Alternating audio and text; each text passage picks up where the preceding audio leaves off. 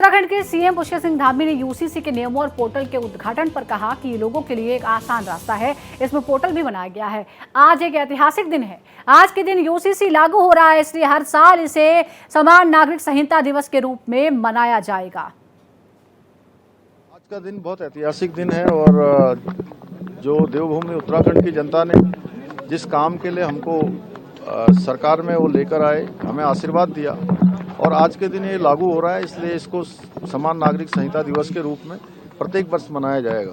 हरियाणा सरकार में मंत्री अनिल विज ने कहा है कि उत्तराखंड सरकार ने यूसीसी लागू किया है, ये एक प्रशंसनीय कदम है। एक देश का एक ही कानून होना चाहिए।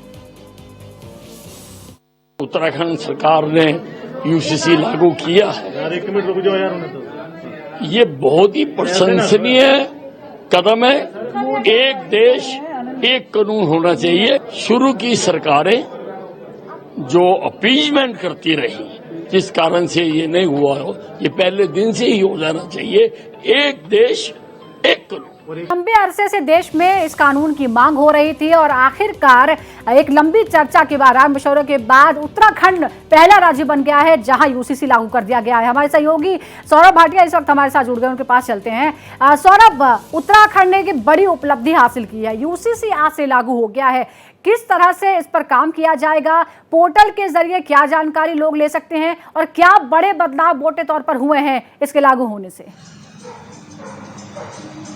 बिल्कुल, देखिए आज मुख्यमंत्री पुष्कर सिंह धामी के द्वारा विधिवत रूप से इसका लोकार्पण कर दिया गया है। अब तय समय के अनुसार ही अब यहाँ पर काम हो सकेगा, चाहे वो मैरिज रजिस्ट्रेशन की बात हो, लिव इन रिलेशनशिप हो, या फिर जो संपत्ति की बात जो आ रही थी, जो बेटियों को जो संपत्ति में अधिकार देने की बात थी, अगर रजिस्ट्रेशन होता है तो उसके लिए तय समय निर्धारित किया गया है। सबसे पहले जो है ग्राम स्तर पर और जो है शहरी क्षेत्रों के लिए अलग अलग व्यवस्था अपनाई गई है, जिसमें शहरी क्षेत्रों में एसडीएम स्तर का अधिकारी जो है इसमें जो रजिस्ट्रेशन करेगा, तो वहीं ग्रामीण क्षेत्रों में जो है ग्राम विकास अधिकारी और जो है वहाँ पर मौजूदा जो टैक्स अधिकारी हैं, उन लोगों को इसकी जिम्मेदारी सौंपी गई है।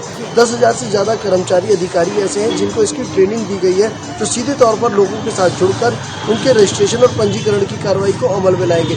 यदि उस स्तर पर जो है काम नहीं होता है तो उसके बाद सब रजिस्ट्रार के पास 30 दिन के भीतर जो है अपनी अपील की जा सकती है, जिससे उनको 30 दिन के भीतर सब रजिस्ट्रार के यहाँ से इसको उनको प्रमाण पत्र जारी हो सके।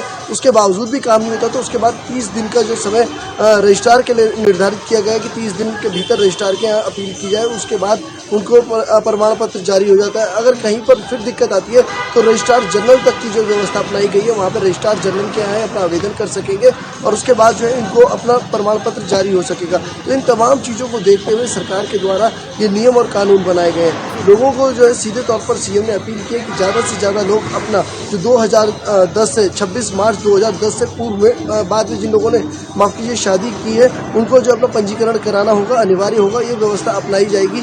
इन तमाम चीजों को देखते तो जो नागरिक कानून है, यानी जो पर्सनल लॉज है, शादी विवाह और वसीयत से जुड़े, बच्चा गोद लेने से जुड़े तमाम कानून है, उससे लेकर यूसीसी आज से राज्य में लागू हो गया है। और इसकी ज्यादा जानकारी जो पोर्टल लॉन्च किया गया है यूसीसी का, उसके जरिए भी प्राप्त कर सकते हैं। बहुत बहुत शुक्रिया आपका सौरभ, जानकारी देने के लिए।